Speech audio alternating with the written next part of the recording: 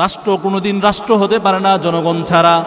যেখানে জনগণ রয়েছে, সমাজ হয়েছে, আস্তে আস্তে বড় হয়ে ওই অঞ্চল জনপদের আলাদা একটি নাম হয়েছে, স্বাধীন হয়েছে, যেমন আমাদের প্রিয় মাতৃভূমি বাংলাদেশ। এজন্য সরকারের পাশাপাশি, রাষ্ট্রের পাশাপাশি প্রত্যেক নাগরিকের আলাদা দায়িত্ব দেশের জন্য, দেশের সমৃদ্ধির জন্য ফিকির করা। মোহতারাম হাজরিন, একটি দেশে কেবল মুসলমান বসবাস করে না, মুসলমানের পাশাপাশি কেউ থাকে, হিন্দু থাকে, বৌদ্ধ থাকে, খ্রিস্টান থাকে, বিধর্মী থাকে, অমুসলিম থাকে। একজন মুসলমান নাগরিকের সাথে অপর অমুসলিম নাগরিকের সম্পর্ক কেমন হবে? একজন মুসলিম নাগরিক তার অমুসলিম নাগরিকের সাথে সম্পর্ক কেমন হবে? একজন মুসলিম নাগরিকের সাথে অমুসলিম নাগরিকের সম্পর্ক হবে দ্বীনি কল্যাণকামিতার উপরে। জুড়ে বলেন কিসের উপরে? দ্বীনি কল্যাণকামিতা, ধর্মের কল্যাণকামিতার উপরে। দ্বীনি কল্যাণকামিতা কোনটাকে বলে? ধর্মের কল্যাণকামিতা হলো আমার এই ভাইটি যদি হেদায়েতের দৌলত থেকে বঞ্চিত হয়ে যায়, তাহলে পরকালে আখিরাতে মহা সফলতা বঞ্চিত হয়ে যাবে। আমি মুসলমান হিসেবে কখনো চাই না আল্লাহর কোনো বান্দা জমিনে ঈমানের নূর থেকে বঞ্চিত হয়ে আখিরাতে গিয়ে চরম ব্যর্থ হবে। একজন মুসলমান হিসেবে আমার আপনার কর্তব্য হলো, আমি যেমন ঈমানের বদৌলতে আশা করি আখিরাতে আল্লাহ তাআলা আমাকে মহান সফলতা, চরম সফলতা, ফাউজে আযীম দান করবেন। ফাউজে আযীম, মহান সফলতা, জাহান্নাম থেকে মুক্তি, জান্নাতে প্রবেশ, এই সফলতা কে দিবেন? জুড়ে বলেন, আরো জুড়ে বলেন, কে দিবেন?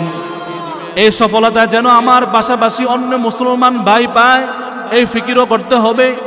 এই সম্পর্ক হবে অমুসলিমদের সাথে, কিন্তু ভালো করে কান খুলে শুনেন, একজন অমুসলিমের সাথে অন্য একজন মুসলিমের সাথে অন্য অমুসলিমের কোনো হৃদ্যতার সম্পর্ক হবে না, বন্ধুত্বের সম্পর্ক হবে না।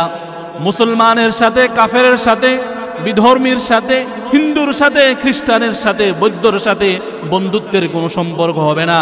জেনে রাখেন, রব্বুল আলামিন বলেন সূরাতুল মাঈদার 51 নং আয়াতে রব্বুল আলামিন বলেন, ইয়া আইয়ুহাল্লাযীনা আমানু লা তাত্তাখিযুল ইয়াহুদা ওয়ান নাসারা আউলিয়া। ও ঈমানদার, মনোযোগ দিয়ে শোনো, ভালো করে বুঝো। লা তাত্তাখিযুল ইয়াহুদা ওয়ান নাসারা আউলিয়া। কোন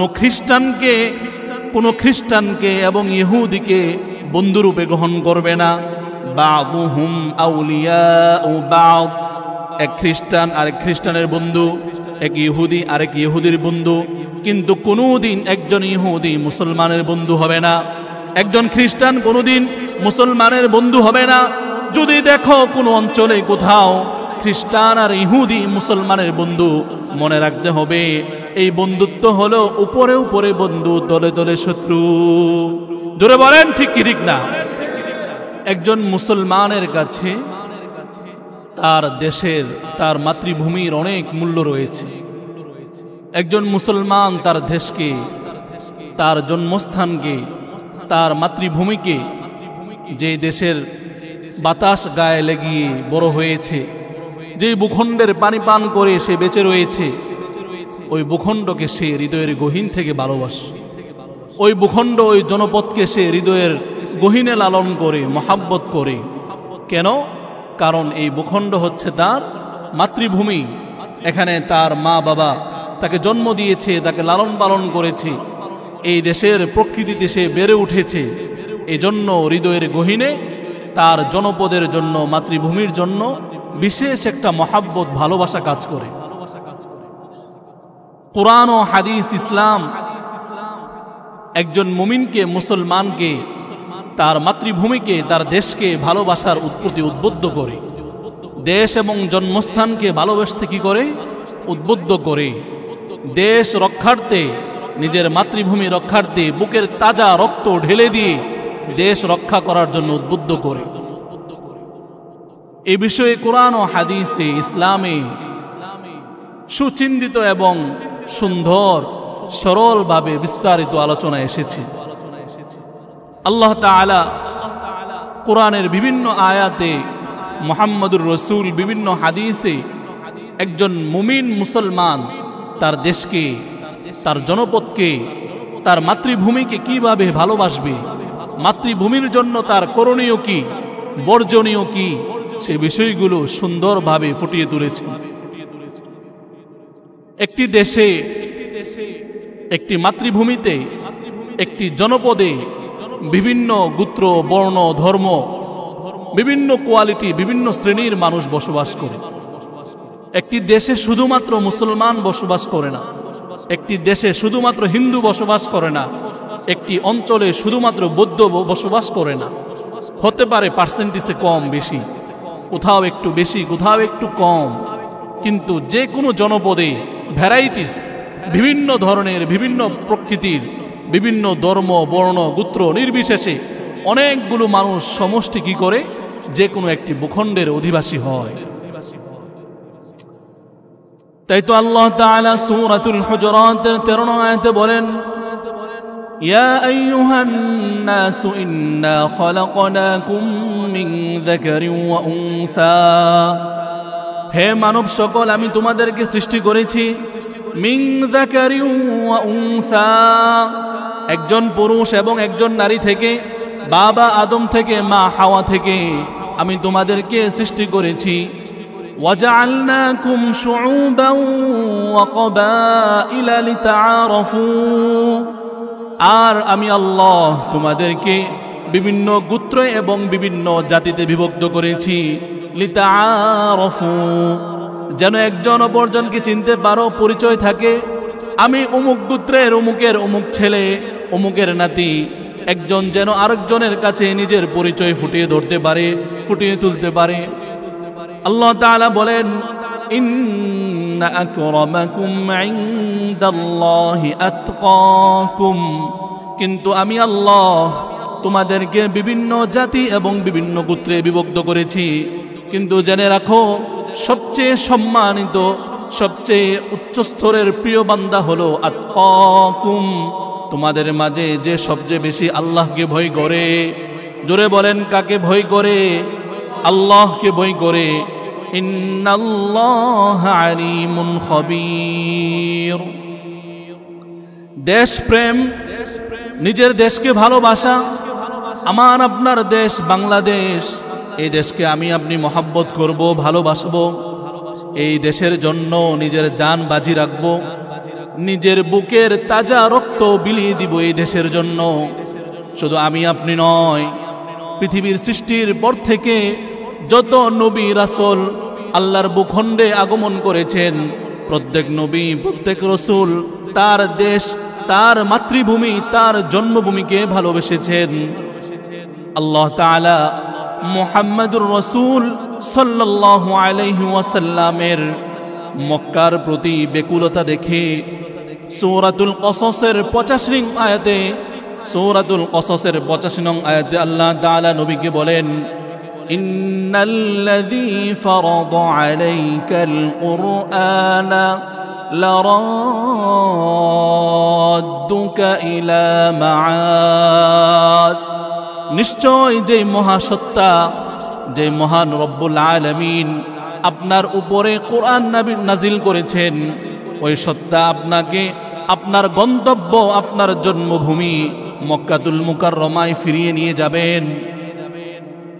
রাইসুল মুফাসসিরিন হযরতে আব্দুল্লাহ ইবনে আব্বাস বলেন, এই আয়াতে মাআদ, মাআদের অর্থ হলো যে স্থানে পুনরায় ফিরে যাওয়া হয়, যেখানে মানুষ বারবার গমন করে, একবার গিয়েছে আবার যায়। রাইসুল মুফাসসিরিন হযরত আব্দুল্লাহ ইবনে আব্বাস রাদিয়াল্লাহু আনহু বলেন, মাআদের ব্যাখ্যা হলো এই আয়াতের মাঝে মক্কাতুল মুকাররমা, নবী সাল্লাল্লাহু আলাইহি ওয়াসাল্লামকে আল্লাহ তাআলা প্রতিশ্রুতি দিচ্ছেন যে নবী, আমি আপনাকে আপনার মাতৃভূমি মক্কায় ফিরিয়ে নিয়ে আসব। মুহাম্মদুর রাসূল যখন মক্কা ছেড়ে মদিনার পথে হিজরত করলেন, মক্কার বিদায় বেলায় মক্কা বানে তাকিয়ে মক্কাকে উদ্দেশ্য করে বলেন, সুনানে তিরমিজির 3926 নং হাদিসে এসেছে, পয়গম্বর মদিনা মক্কার দিকে তাকিয়ে বলেন, মা আতয়াবাকি মিন বালাদিন ওয়া আহাব্বাকি ইলাইয়া, মক্কা তোমার চেয়ে অধিক প্রিয় এবং ভালো জমিন আমার নিকটে নাই। ওয়ালাউলা আন্না কওমি আখরাজুনি মিনকি, মক্কা যদি তোমার থেকে আমার গোত্র সম্প্রদায় আমাকে বের করে না দিত, মা সাকানতু গায়রাকি, আমি তোমাকে ভিন্ন অন্য কোনো স্থানে বসবাস করতাম না। উপরোক্ত কোরআনের আয়াত এবং হাদিস থেকে কথায় উপলব্ধি হয়, এ কথা বুঝে আসে যে নবী রাসূলগণ আপন মাতৃভূমি জন্মভূমি নিজের দেশকে কি করেছেন? জুড়ে বলেন, ভালোবেসেছেন, মহাব্বত করেছেন। যিনি দেশকে ভালোবাসবে, নিজের মাতৃভূমিকে ভালোবাসবে, যার হৃদয়ে দেশের জন্য ভালোবাসা কাজ করবে, সে কখনোই দেশের মাঝে কোনো ফিতনা ফাসাদ হতে দিবে না। দেশে কোনো বিপর্যয় হোক এটা সে কখনো চাবে না।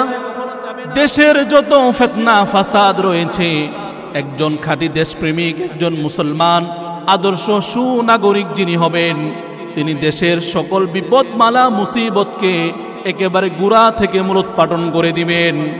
এজন্য আল্লাহ তাআলা সূরাতুল আরাফের 56 নং আয়াতে বলেন, ওয়ালা তুফসিদু ফিল আরদি বা'দা ইসলাহিহা, জমিনে সংশোধন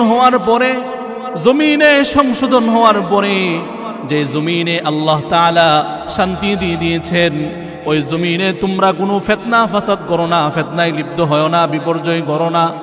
এজন্য একজন আদর্শ এবং সুনাগরিকের কাজ হলো নিজেও ফিতনা ফাসাদ থেকে বাঁচব, অপরকেও দেশের ফিতনা ফাসাদ থেকে বিরত করব, প্রতিহত করব। একজন আদর্শ সুনাগরিক, একজন মুমিন মুসলমান নিজের মালকে হেফাজত করবে এবং অন্যের সকল মালকে নিজের জন্য হারাম মনে করবে। যিনি প্রকৃত মুসলমান, খাঁটি মুমিন, দেশের সুনাগরিক, অন্যের মালকে নিজের জন্য হালাল মনে করবে না, নিজের সম্পদ নিজে হেফাজত করবে, অন্যের মালে হাত দিবে না। এমনটা নয় নিজের মালের রক্ষক, অপরের মালের ভক্ষক, এমনটা হবে না।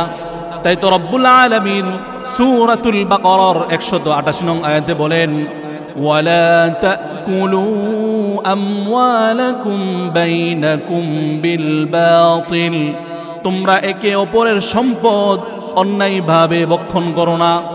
একজন অন্যজনের সম্পদ বিনা কারণে অন্যায়ভাবে হস্তক্ষেপ করবে না। রব্বুল আলামিন এ কথা জানিয়ে দিলেন। পাশাপাশি যিনি একজন মুমিন মুসলমান হবেন, দেশের সুনাগরিক, আদর্শ নাগরিক হবেন, অন্য ভাইয়ের সম্পদ, অন্যের জমিন, অন্যের মান ইজ্জত সবগুলো নিজের জন্য হারাম মনে করবে। বুখারী শরীফের 105 নং হাদিসে পয়গম্বর বলেন, বিদায় হজের ভাষণে নবী বলেন, সকল সাহাবীদেরকে সামনে রেখে নবী বলেন, ফাইন্না দিমাআকুম ওয়া আমওয়ালাকুম হারামুন আলাইকুম, নিশ্চয় তোমাদের রক্ত, নিশ্চয় তোমাদের সম্পদ তোমাদের জন্য হারাম। অন্যের সম্পদ তোমার জন্য হারাম, অন্যের জান তোমার জন্য হারাম। কেমন হারাম? কাহুরমাতি ইয়াউমিকুম হাযা ওয়া শাহরিকুম হাযা, এই পবিত্র মাস যেমন পবিত্র, এই মাসে যেমন যুদ্ধ বিগ্রহ নিষেধ, জিলহজ মাসে যেমন যুদ্ধ নিষেধ, মারামারি কাটাকাটি, ঠিক এমনই ভাবে একজন মানুষের সম্পদ, একজন মানুষের নফস, জীবন তোমার জন্য হারাম। অন্যায়ভাবে কারো সম্পদে হাত দিতে পারবে না, অন্যভাবে কারো দেহে হাত দিতে পারবে না। মুহতারাম হাজরিন, একজন আদর্শ নাগরিক যেমনি ভাবে অন্যের সম্পদে হাত দিবে না, অন্যের জানে হাত দিবে না, অন্যের জন্য বিপদের কারণ হবে না, পাশাপাশি একজন আদর্শ মুসলিম সুনাগরিক দেশের কল্যাণার্থে কাজ করবে, দেশের সমৃদ্ধির জন্য কাজ করবে, দেশের উন্নয়নের জন্য কাজ করবে, যেন আমার দেশ বিশ্বের দরবারে উন্নত হয়, সেই জন্য সে কাজ করবে।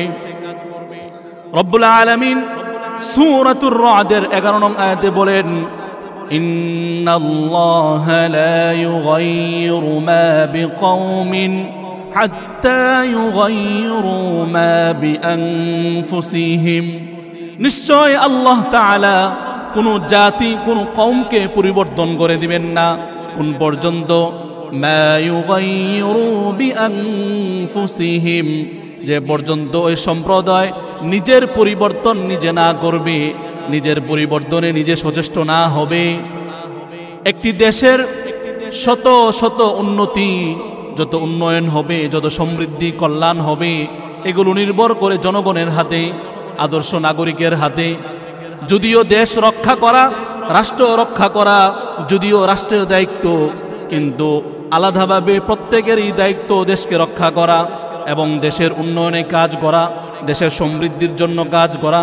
কারণ আল্লাহ তাআলা উন্নয়ন এবং সমৃদ্ধি এবং কল্যাণের চাবিকাঠি জনগণের হাতে দিয়েছেন। কারণ রাষ্ট্র কোনোদিন রাষ্ট্র হতে পারে না জনগণ ছাড়া। যেখানে জনগণ রয়েছে, সমাজ হয়েছে, আস্তে আস্তে বড় হয়ে ওই অঞ্চল জনপদের আলাদা একটি নাম হয়েছে, স্বাধীন হয়েছে, যেমন আমাদের প্রিয় মাতৃভূমি বাংলাদেশ। এজন্য সরকারের পাশাপাশি, রাষ্ট্রের পাশাপাশি প্রত্যেক নাগরিকের আলাদা দায়িত্ব দেশের জন্য, দেশের সমৃদ্ধির জন্য ফিকির করা। মোহতারাম হাজরিন, একটি দেশে কেবল মুসলমান বসবাস করে না, মুসলমানের পাশাপাশি কেউ থাকে, হিন্দু থাকে, বৌদ্ধ থাকে, খ্রিস্টান থাকে, বিধর্মী থাকে, অমুসলিম থাকে। একজন মুসলমান নাগরিকের সাথে অপর অমুসলিম নাগরিকের সম্পর্ক কেমন হবে? একজন মুসলিম নাগরিক তার অমুসলিম নাগরিকের সাথে সম্পর্ক কেমন হবে? একজন মুসলিম নাগরিকের সাথে অমুসলিম নাগরিকের সম্পর্ক হবে দ্বীনি কল্যাণকামিতার উপরে। জুড়ে বলেন কিসের উপরে? দ্বীনি কল্যাণকামিতা, ধর্মের কল্যাণকামিতার উপরে। দ্বীনি কল্যাণকামিতা কোনটাকে বলে? ধর্মের কল্যাণকামিতা হলো আমার এই ভাইটি যদি হেদায়েতের দৌলত থেকে বঞ্চিত হয়ে যায়, তাহলে পরকালে আখিরাতে মহা সফলতা বঞ্চিত হয়ে যাবে। আমি মুসলমান হিসেবে কখনো চাই না আল্লাহর কোনো বান্দা জমিনে ঈমানের নূর থেকে বঞ্চিত হয়ে আখিরাতে গিয়ে চরম ব্যর্থ হবে। একজন মুসলমান হিসেবে আমার আপনার কর্তব্য হলো, আমি যেমন ঈমানের বদৌলতে আশা করি আখিরাতে আল্লাহ তাআলা আমাকে মহান সফলতা, চরম সফলতা, ফাউজে আযীম দান করবেন। ফাউজে আযীম, মহান সফলতা, জাহান্নাম থেকে মুক্তি, জান্নাতে প্রবেশ, এই সফলতা কে দিবেন? জুড়ে বলেন, আরো জুড়ে বলেন, কে দিবেন? এই সফলতা যেন আমার পাশাপাশি অন্য মুসলমান ভাই পায়, এই ফিকিরও করতে হবে। এই সম্পর্ক হবে অমুসলিমদের সাথে, কিন্তু ভালো করে কান খুলে শুনেন, একজন অমুসলিমের সাথে অন্য একজন মুসলিমের সাথে অন্য অমুসলিমের কোনো হৃদ্যতার সম্পর্ক হবে না, বন্ধুত্বের সম্পর্ক হবে না।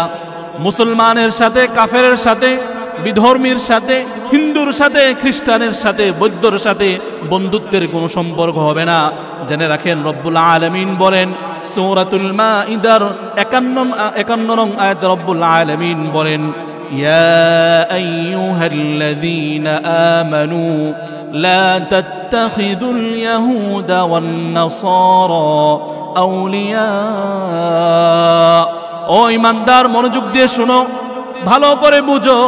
লা তাত্তাখিযুল ইয়াহুদা ওয়ান নাসারা আউলিয়া। কোন খ্রিস্টানকে এবং ইহুদিকে বন্ধুরূপে গ্রহণ করবে না। বাদুহুম আউলিয়াউ বাদ। এক খ্রিস্টান আরেক খ্রিস্টানের বন্ধু, এক ইহুদি আরেক ইহুদির বন্ধু, কিন্তু কোনোদিন একজন ইহুদি মুসলমানের বন্ধু হবে না, একজন খ্রিস্টান কোনোদিন মুসলমানের বন্ধু হবে না।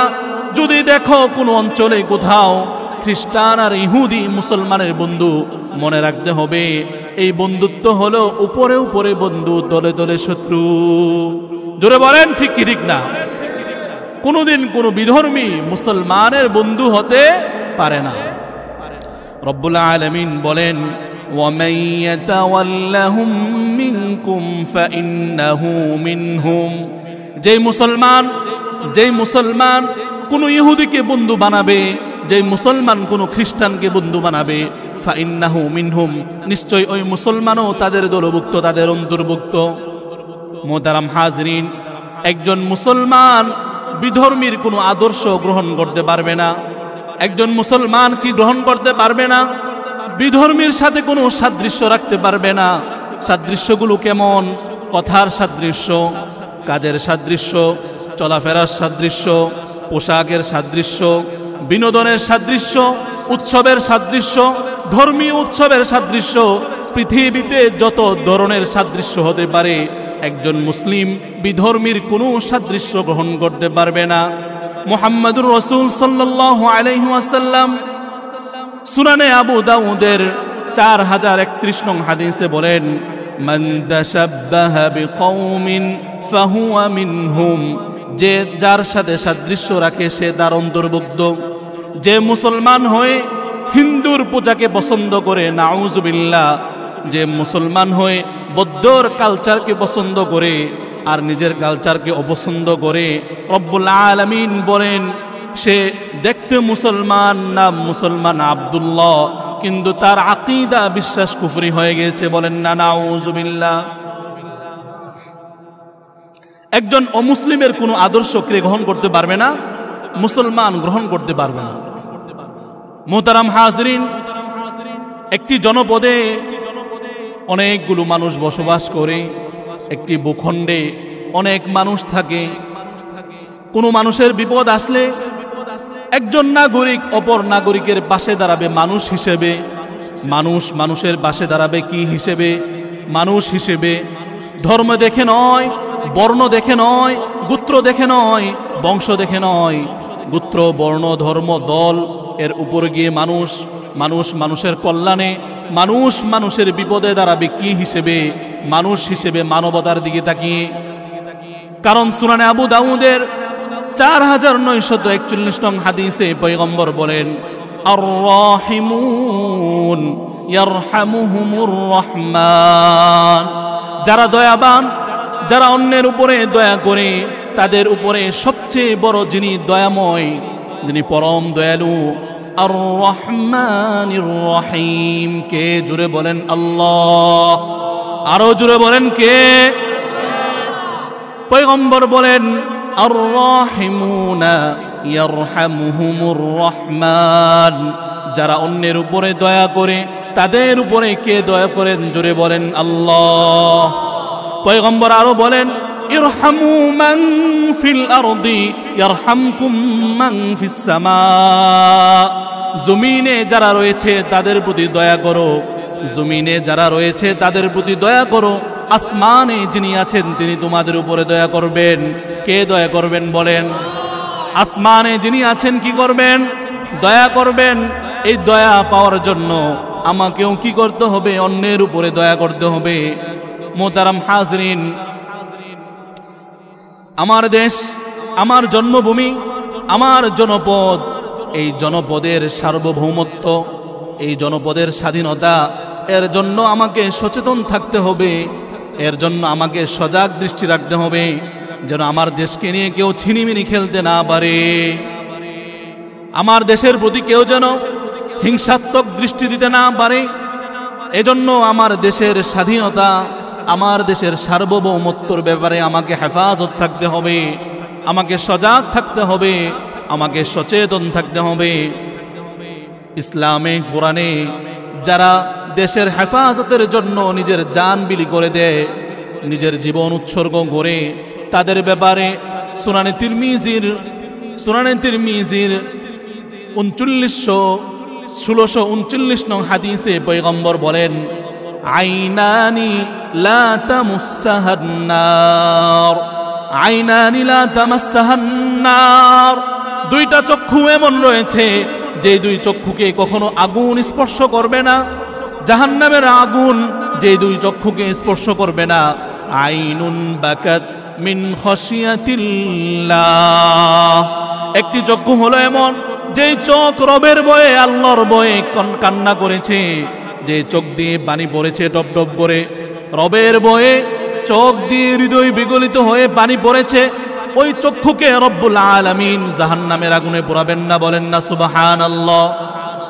আরো একটি চোখ হলো ওয়া আইনুন বাতাত তাহরুসু ফি সাবিলিল্লাহ, আরেকটি চোখ হলো ওই চোখ, যেই চোখ নিজের ভূমি, নিজের দেশের স্বাধীনতা, নিজের দেশের সার্বভৌমত্ব এবং ইসলামের জন্য জিহাদে দেশ পাহারা দেওয়া হয়, যে চোখ রাত্রিবেলায় ঘুমায় না যে চোখগুলো রাত্রিবেলায় ঘুমায় না, পুরো দেশের সবাই ঘুমায়, সকল মানুষ ঘুমিয়ে থাকে, কিন্তু দেশের হেফাজতের জন্য যে মানুষগুলো রাত্রিবেলায় জাগ্রত থাকে, চোখগুলো খোলা থাকে, ঘুমায় না, রব্বুল আলামিনের পয়গম্বর বলেন আইনুন বাতাত তাহরুসু ফি সাবিলিল্লাহ, এমন চোখ যে চোখগুলো রাত্রি যাপন করে, কেমন যে চোখগুলো সীমান্ত পাহারা দেয় আল্লাহর রাস্তায়।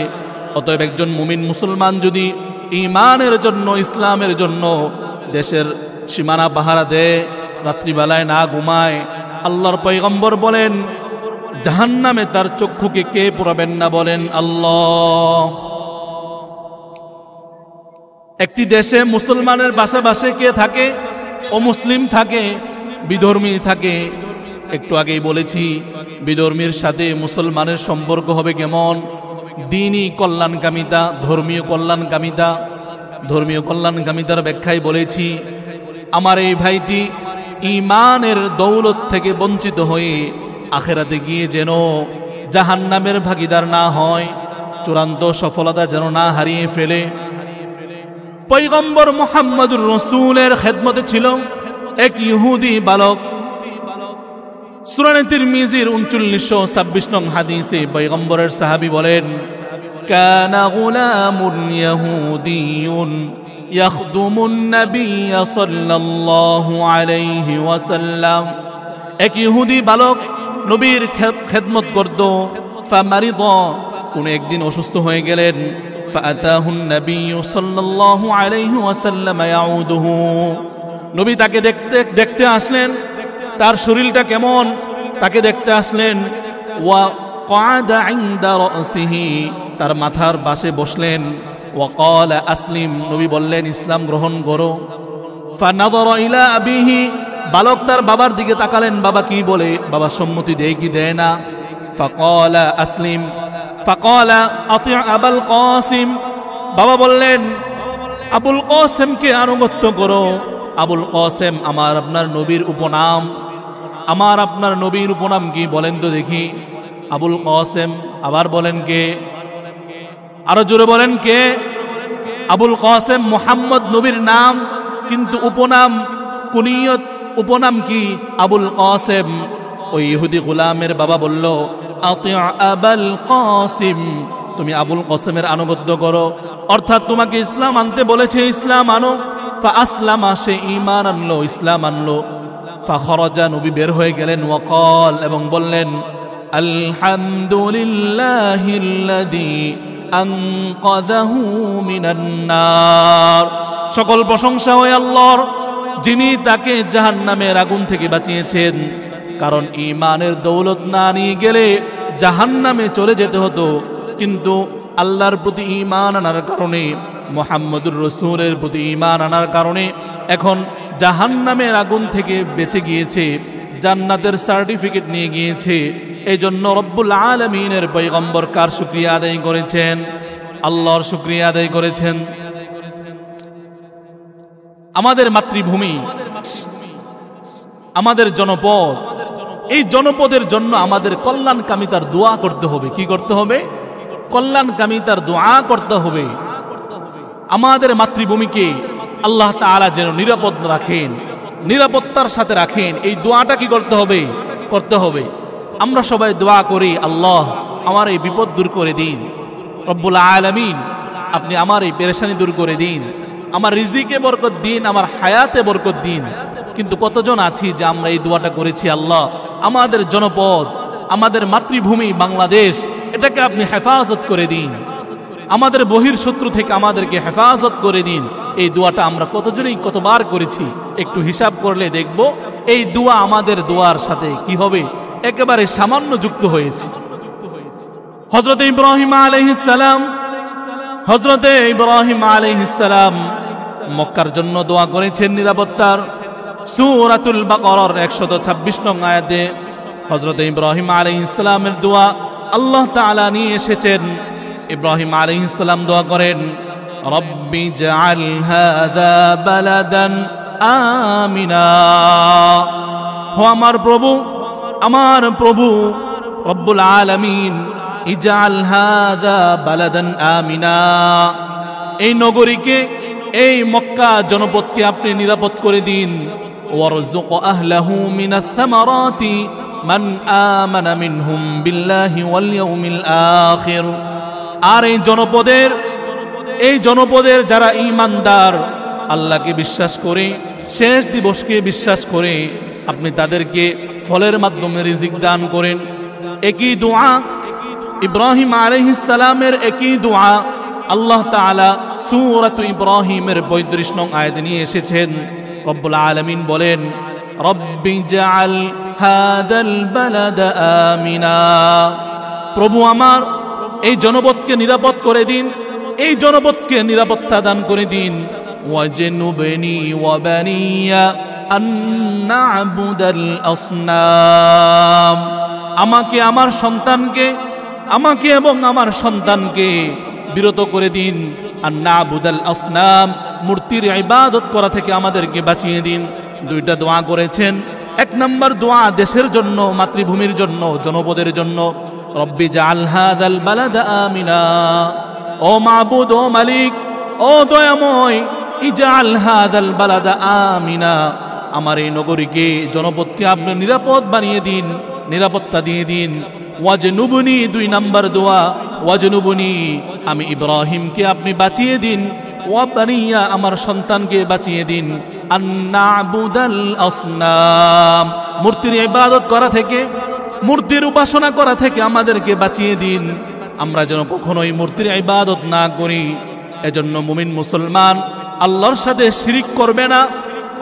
মুমিন মুসলমান কার সাথে শিরিক করবে না? আল্লাহর সাথে শিরিক করবে না। কিন্তু পাশাপাশি নিজের মাতৃভূমির জন্য, নিজের দেশের সার্বভৌমত্বের জন্য নিজের জীবনকে বাজি রাখতে হবে। সর্বশেষ যে পয়েন্টটি বলবো আপনাদের সামনে, সেটি হলো একজন আদর্শ নাগরিক, সুনাগরিক এবং একজন মুসলিম যে হবে, সে তার দেশের পরিবেশকে সুন্দর করবে, তার দেশের পরিবেশকে সে পরিপাটি সুন্দর রাখবে, গুছালো রাখবে। কারণ এই পরিবেশ থেকে আমরা যারা রয়েছে, আমরা উপকৃত হই। এই পরিবেশ আমাদেরকে ফ্রেশ অক্সিজেন দেয়, যার ফলে আমরা বেঁচে আছি। এই পরিবেশ আমাদেরকে রক্ষা করে। যদি এই পরিবেশ যদি ভালো না থাকে, সংক্রামক রোগগুলো ছড়াবে এখান থেকে ডেঙ্গু হবে, ডেঙ্গু মশা হবে, এখান থেকে বিভিন্ন ব্যাধিগুলো ছড়াবে। আমার আপনার বাড়ির আঙ্গিনা যদি পরিষ্কার না রাখি, এখান থেকে বিভিন্ন ধরনের খারাপ যে ছোঁয়াচে রোগগুলো রয়েছে সেগুলো ছড়াবে। এজন্য আদর্শ নাগরিকের কর্তব্য হলো পরিপাটি থাকা, সুন্দর থাকা, মার্জিত থাকা এবং তার বাড়ির আঙ্গিনাগুলোকে পরিষ্কার রাখা। ইসলামে এই পরিষ্কার পরিচ্ছন্নতার ব্যাপারে অনেক গুরুত্ব দিয়েছে। বিশেষ করে ইসলামে বৃক্ষ গাছ রোপণ করা, গাছ লাগানো, এ ব্যাপারে অনেক গুরুত্ব দিয়েছে। আর অহেতুকভাবে বৃক্ষ নিধন কোনো কাজ নেই, অন্য এমনি গাছ কেটে ফেলছে, অথবা কোনো পাখি মেরে ফেলছে, কোনো প্রয়োজন নেই, অথবা জলাশয়গুলো নষ্ট করে ফেলছে, জলাধরগুলোকে নষ্ট করে ফেলছে। ইসলাম এটাকে কখনোই সমর্থন করে না।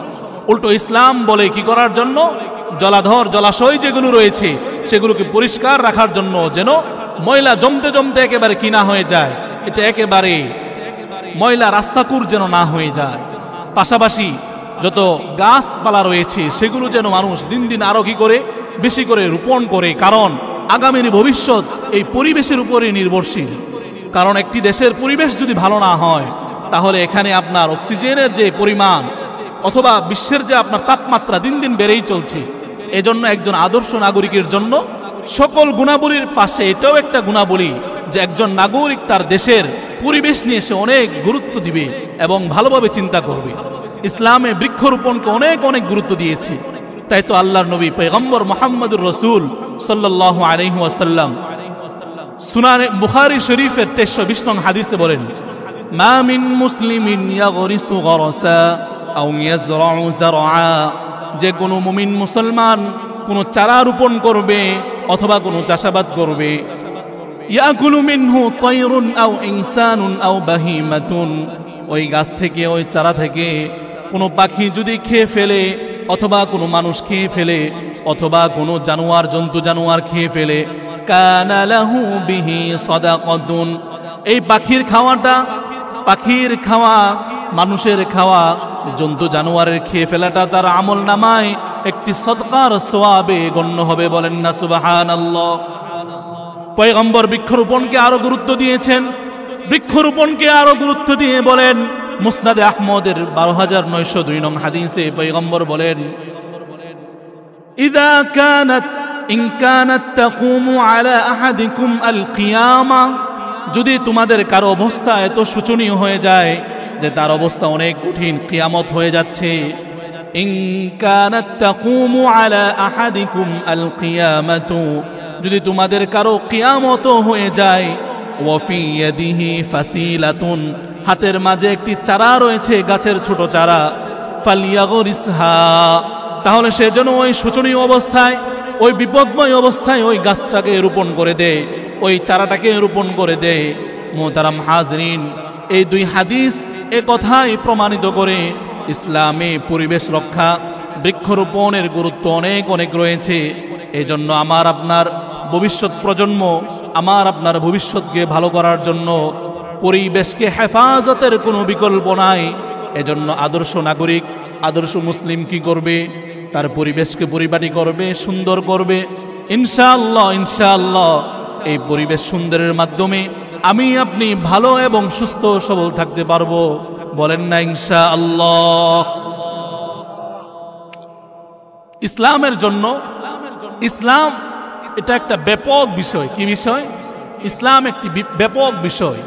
এখানে এমন নয় যে আপনি শুধু তাসবিহ পড়বেন, সুবহানাল্লাহ, আলহামদুলিল্লাহ, 5 ওয়াক্ত নামাজ পড়বেন, সালাম মুসাফা করবেন, দাওয়াত খাবেন, এতটুকুই ইসলাম কি নয়, সীমাবদ্ধ নয়। ইসলামকে বলা হয় complete of code of life, complete code. ইসলাম হলো মানুষের জন্য পরিপূর্ণ গাইডলাইন। আপনার মাথা থেকে একদম পায়ের একেবারে নখ পর্যন্ত প্রত্যেকটা বিষয় ইসলামে কি রয়েছে, সুন্দরভাবে, বিস্তারিতভাবে, শৃঙ্খলভাবে, একেবারে সুন্দরভাবে বিন্যাস করা আছে। এজন্য ইসলামকে জানতে হবে, ইসলামকে পড়তে হবে। তবে আবার এটা নিজে নিজে করা যাবে না। ইসলামের অধ্যয়ন আপনাকে কোনো আলেমের অধীনে থেকে করতে হবে। এই কথাটা ভালো করে আপনারা বুঝেন। ইসলামের অধ্যয়ন, কিসের অধ্যয়ন? আমরা অনেক চালাক। আমরা যখন ক্লাস 8-এ পড়ি তখন আমরা প্রাইভেট টিচার রাখি 5 জন, একজন বাংলার, একজন অঙ্কের, একজন সায়েন্সের, বিভিন্ন বিষয়ের কি থাকে, আমাদের প্রাইভেট টিচার থাকে। অথচ ইসলাম ব্যাপক এক জিনিস, এটাকে আমি স্টাডি করি কাউকে ছাড়া। ইসলামকে আমি কি করি? ইসলামকে আমি গবেষণা করি, অধ্যয়ন করি। কার সাহায্যে? গুগল মাস্টারের সাহায্যে। কার সাহায্যে? গুগল মাস্টারে। তো গুগল মাস্টার আপনাকে গুমরাহিতে নিয়ে যাবে। কোথায় নিয়ে যাবে? গুমরাহিতে নিয়ে যাবে। এজন্য ইসলামকে বুঝতে হবে কার অধীনে থেকে? কোনো হাক্কানি আলেমের অধীনে থেকে, কোনো হাক্কানি আলেমের তত্ত্বাবধানে থেকে আপনাকে কি করতে হবে? ইসলামকে রিসার্চ করতে হবে। তাহলে আপনি ইসলামের মূল বিষয় বুঝবেন। আমরা এসএসসির পরীক্ষা দেই, প্রাইভেট টিচার রাখি 3 জন 4 জন।